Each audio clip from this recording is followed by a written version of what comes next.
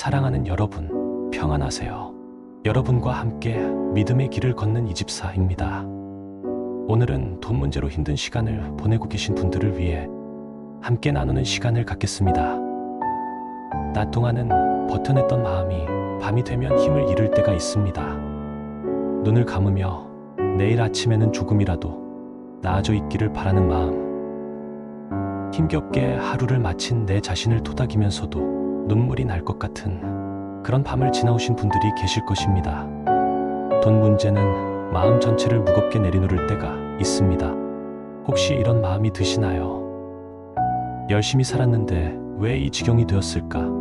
앞날을 어떻게 준비해야 할까? 가족들에게 정말 미안하다. 하나님은 왜 이런 상황을 허락하셨을까? 이런 마음에 대해 지금부터 함께 하나님의 뜻을 차근차근 살펴보겠습니다. 이 영상이 마음에 와닿으면 구독과 좋아요 버튼을 눌러주세요. 영상을 끝까지 보시고 여러분이 경험하신 내용과 어느 지역에서 듣고 계신지 댓글에 적어주세요. 그러면 여러분의 좋은 경험이 세계 곳곳 어려운 상황에 있는 분들에게 전해져 희망을 줄 수 있습니다. 먼저 돈 문제가 우리에게 어떤 의미인지 함께 알아보겠습니다. 생활을 유지하는 데 있어 돈 문제가 발생하는 것은 단순히 돈이 부족해지는 것만을 뜻하지 않습니다. 그동안 쏟아부은 시간과 노력, 꿈과 희망, 가족을 향한 책임감까지 모두 흔들리는 경험입니다. 많은 분들이 이런 상황에서 자신을 탓하고 주변 사람들의 시선을 두려워하며 심지어 하나님께 원망의 마음을 품기도 합니다. 하지만 여기서 우리가 꼭 알아야 할 것이 있습니다. 돈이 많고 적은 것이 그 사람의 가치를 결정하지 않습니다. 하나님 앞에서 우리의 존귀함은 통장 잔고와 상관이 없습니다. 세상은 종종 돈으로 사람을 평가하려 하지만 하나님은 우리의 중심을 보십니다. 많은 분들이 잘못 알고 계신 것이 있습니다. 믿음이 좋으면 돈이 넉넉하다. 돈 문제로 어려우면 믿음이 부족한 것이다. 이런 생각입니다. 하지만 성경을 보면 그렇지 않습니다.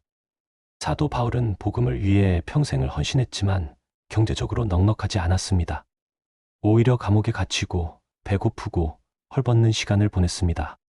그럼에도 그는 하나님의 충만함을 경험했습니다. 돈 문제가 곧 하나님의 저주나 벌이 아닙니다. 오히려 하나님은 이런 시간을 통해 우리를 더 깊은 믿음으로 이끄시기도 합니다.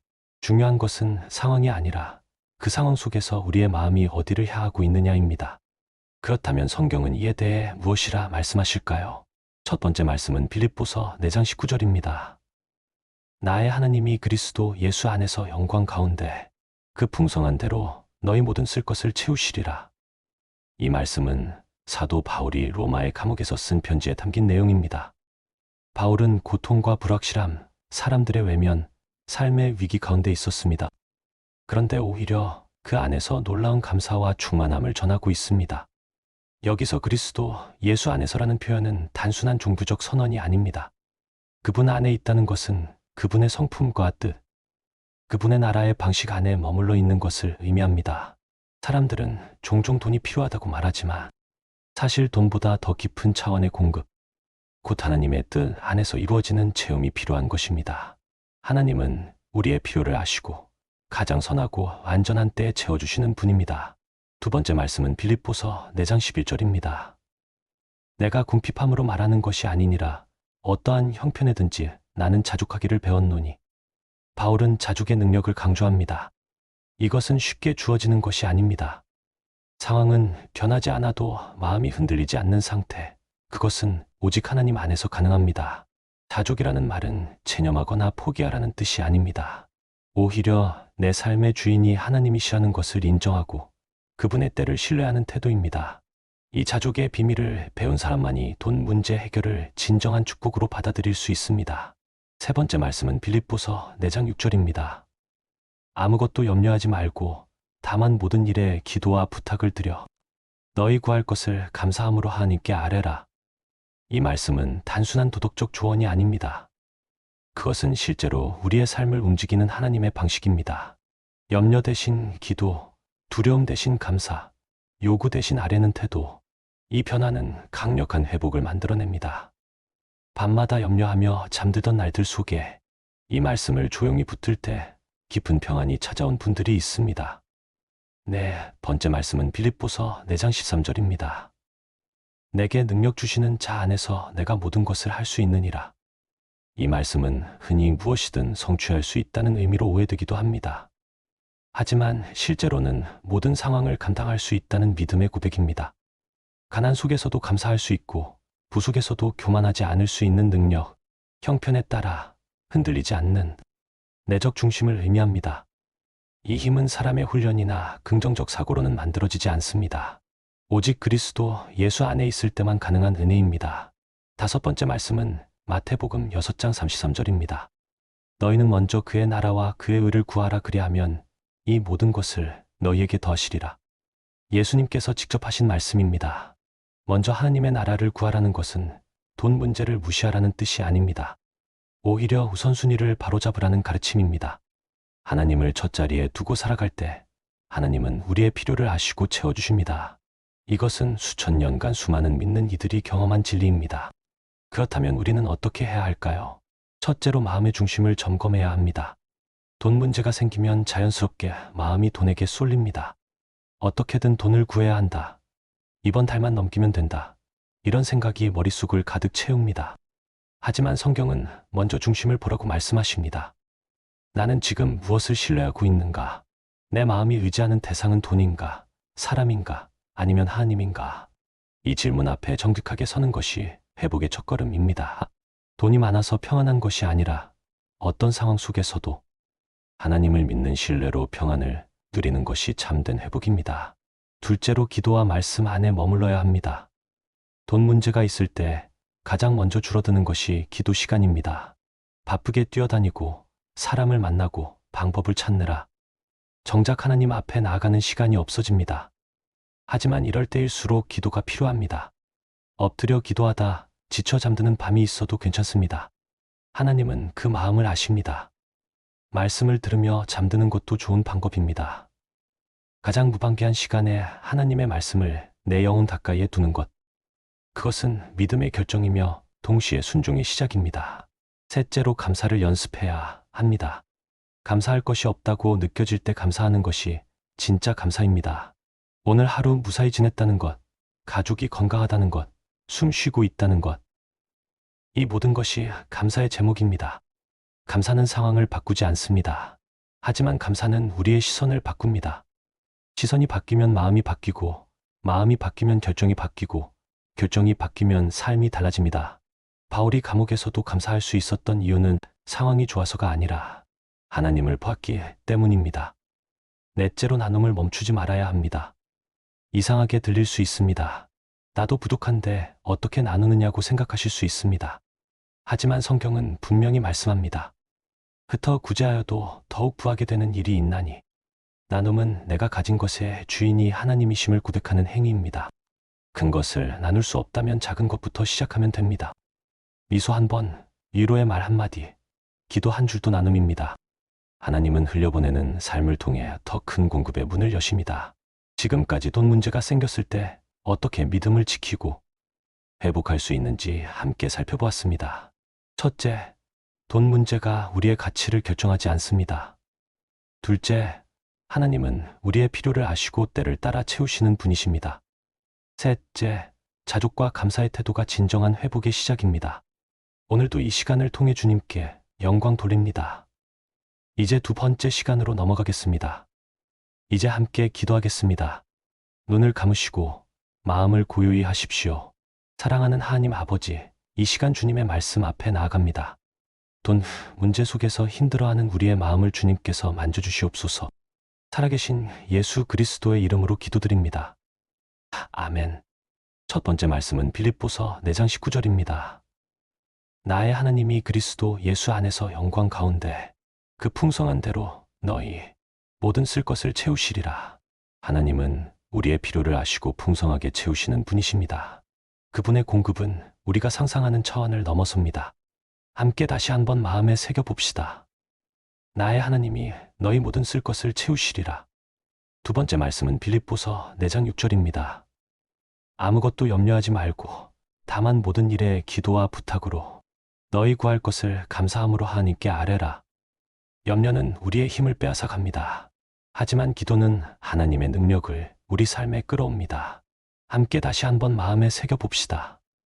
아무것도 염려하지 말고 감사함으로 하나님께 아뢰라. 세 번째 말씀은 빌립보서 4장 7절입니다. 그리하면 모든 지각에 뛰어난 하나님의 평강이 그리스도 예수 안에서 너희 마음과 생각을 지키시리라. 세상이 이해하지 못하는 평안이 있습니다. 상황은 변하지 않았는데 마음이 평안한 그 신비로운 경험, 그것이 하나님이 주시는 평강입니다. 함께 다시 한번 마음에 새겨봅시다. 하나님의 평강이 너희 마음과 생각을 지키시리라. 네 번째 말씀은 빌립보서 4장 11절입니다. 내가 궁핍함으로 말하는 것이 아니니라. 어떠한 형편에든지 나는 자족하기를 배웠노니. 자족은 체념이 아니라 신뢰입니다. 하나님의 때를 믿고 기다리는 믿음입니다. 함께 다시 한번 마음에 새겨봅시다. 어떠한 형편에든지 나는 자족하기를 배웠노니. 다섯 번째 말씀은 빌립보서 4장 13절입니다. 내게 능력 주시는 자 안에서 내가 모든 것을 할 수 있느니라. 우리 힘으로는 불가능합니다. 하지만 하나님 안에서는 모든 상황을 감당할 수 있습니다. 함께 다시 한번 마음에 새겨봅시다. 내게 능력 주시는 자 안에서 내가 모든 것을 할 수 있느니라. 여섯 번째 말씀은 마태복음 6장 33절입니다. 너희는 먼저 그의 나라와 그의 의를 구하라. 그리하면 이 모든 것을 너희에게 더하시리라. 우선순위가 바로 서면 삶이 달라집니다. 하나님을 첫자리에 둘 때 필요한 것들이 더해집니다. 함께 다시 한번 마음에 새겨봅시다. 먼저 그의 나라와 그의 의를 구하라. 일곱 번째 말씀은 마태복음 6장 34절입니다. 그러므로 내일 일을 위하여 염려하지 말라. 내일 일은 내일 염려할 것이요 한날의 괴로움은 그날로 족하니라. 오늘 하루에 집중하십시오. 내일은 하나님의 손에 맡기십시오. 함께 다시 한번 마음에 새겨봅시다. 내일 일을 위하여 염려하지 말라. 여덟 번째 말씀은 시편 23편 1절입니다. 여호와는 나의 목자시니 내게 부족함이 없으리로다. 하나님이 나의 목자이시면 부족함이 없습니다. 눈에 보이는 것이 아니라 하나님을 보십시오. 함께 다시 한번 마음에 새겨봅시다. 여호와는 나의 목자시니 내게 부족함이 없으리로다. 아홉 번째 말씀은 시편 37편 25절입니다.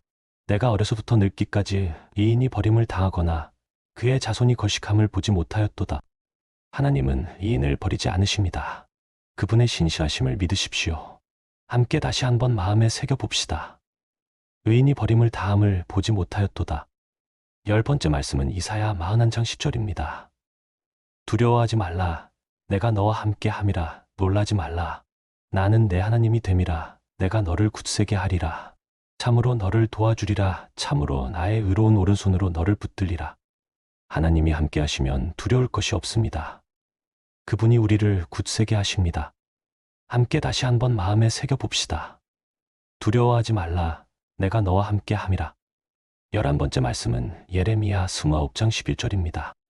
너희를 향한 나의 생각을 내가 아나니 평안이요 재앙이 아니니라. 너희에게 미래와 희망을 주는 것이니라. 하나님의 계획은 평안입니다. 지금은 힘들어도 미래와 희망이 있습니다. 함께 다시 한번 마음에 새겨봅시다. 너희에게 미래와 희망을 주는 것이니라. 12번째 말씀은 로마서 8장 28절입니다. 우리가 알거니와 하나님을 사랑하는 자, 곧 그의 뜻대로 부르심을 입은 자들에게는 모든 것이 합력하여 선을 이루느니라. 지금 겪는 어려움도 하나님의 손 안에서 선을 이루는 과정입니다. 함께 다시 한번 마음에 새겨봅시다. 모든 것이 합력하여 선을 이루느니라. 이제 오늘의 묵상을 마무리하며 함께 기도하겠습니다. 사랑하는 하나님 아버지, 오늘 이 시간 주님의 말씀을 통해 참된 위로와 소망을 깨달았습니다. 돈 문제 속에서 제 마음이 얼마나 불안과 의심으로 가득 차 있었는지 고백합니다. 공급하시는 분이 아버지이심을 알면서도 눈에 보이는 것에 더 민감했고 들리지 않는 것에 실망했던 제 믿음을 용서해 주십시오. 제 삶의 중심이 하나님이 아닌 세상의 계산에 맞춰졌던 지난 시간을 돌이켜 회개합니다. 하나님, 다시 주 앞에 나와 마음을 드립니다. 제가 가진 모든 것의 주인이 하나님이심을 고백합니다. 필요보다 크신 하나님의 은혜를 다시 믿게 하시고 상황보다 더 높으신 하나님의 약속을 굳게 붙들게 하소서. 돈이 저를 지배하지 않게 하시고 말씀과 기도 안에서 평안을 누리는 삶을 살아가게 인도해 주십시오. 이 밤주의 말씀을 들으며 잠들게 하시고 내일 눈을 떴을 때 하나님의 평강으로 가득한 하루가 되게 하소서. 회복의 여정을 끝까지 걷게 하시고 받은 은혜를 흘려보내는 청지기로 살게 하옵소서. 살아계신 예수 그리스도의 이름으로 기도드립니다. 아멘. 주 예수님, 어서 오시옵소서. 편안한 밤 되십시오.